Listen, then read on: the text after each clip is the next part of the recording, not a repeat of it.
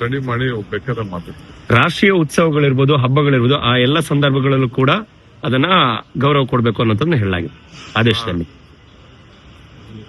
ನಮ್ಮ ರಾಜ್ಯದಲ್ಲಿ ಎಸ್.ಎಂ. ಕೃಷ್ಣರವರು ಮುಖ್ಯಮಂತ್ರಿ ಆಗಿದ್ದಾರೆ, ಕಾಂಗ್ರೆಸ್ ಸರ್ಕಾರ. ನಾವು ನಮ್ಮ ರಾಜ್ಯದ ಕುವೆಂಪುರವರು ಶಾಂತಿಯ ತೋಟ, ಆ ಶಾಂತಿಯ ತೋಟದಲ್ಲೇ ಎಲ್ಲ ಇದೆಯಲ್ಲ, ಸರ್ವ ಜನಾಂಗದ ಶಾಂತಿ, ಸರ್ವ ಜನಾಂಗದ ಶಾಂತಿಯ ತೋಟ.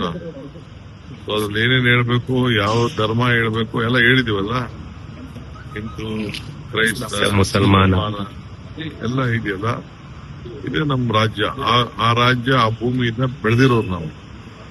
ಸೊ ಈ ದೇಶಕ್ಕೆ ಒಂದೇ ಮಾತರಕ್ಕೆ ಒಂದು ಬುನಾದಿ ಆಗ್ತಂತ ಪಕ್ಷದವ್ರು ನಾವು. ಈ ದೇಶಕ್ಕೆ ರಾಷ್ಟ್ರಧ್ವಜ ತಂದ್ಕೊಟ್ಟಂತ ಪಕ್ಷದವ್ರು ನಾವು, ರಾಷ್ಟ್ರಗೀತೆ ತಂದ್ಕೊಟ್ಟಂತ ಪಕ್ಷದವ್ರು ನಾವು, ಸಂವಿಧಾನ ತಂದ್ಕೊಟ್ಟಂತ ಪಕ್ಷದವ್ರು ನಾವು, ಸ್ವಾತಂತ್ರ್ಯ ತಂದ್ಕೊಟ್ಟಂತ ಪಕ್ಷದವ್ರು ನಾವು. ಈಗ ಪಾಪ ಬೇರೆಯವರು ನಮ್ನೆಲ್ಲ ಸ್ವಲ್ಪ ಅನುಸರಿಸ್ತಾ ಇದಾರಲ್ಲ, ನಮ್ ಬಹಳ ಸಂತೋಷ. ಇನ್ಮೇಲೆ 2 ಗೀತೆಗಳಾಗತ್ತೆ, ರಾಷ್ಟ್ರಗೀತೆಗಳು.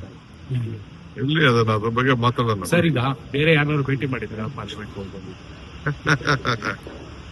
ಓಕೆ, ಟೈಮ್ ಇಲ್ಲ ಸರ್. ಸರ್, ಈಗ ಡಿ ಕೆ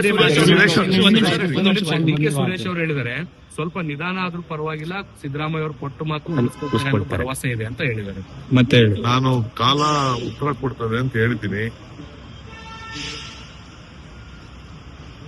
ನಾನೇನು ನಾವೇನ್ ಮಾತಾಡಿದೀವಿ ಅನ್ನೋದು ನಮ್ಗೆ ಮಾತ್ರ ಕೊಟ್ಟು ಅಂತ ಹೇಳಿದೀನಿ.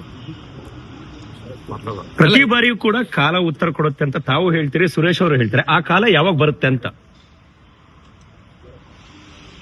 ಟೈಮ್ ನಾವು ಕೇಳ್ತೀನಿ. ಮತ್ತಷ್ಟು ಸುದ್ದಿಗಳಿಗಾಗಿ ನೋಡ್ತಾ ಇರಿ ಪಬ್ಲಿಕ್ ನ್ಯೂಸ್ 24x7.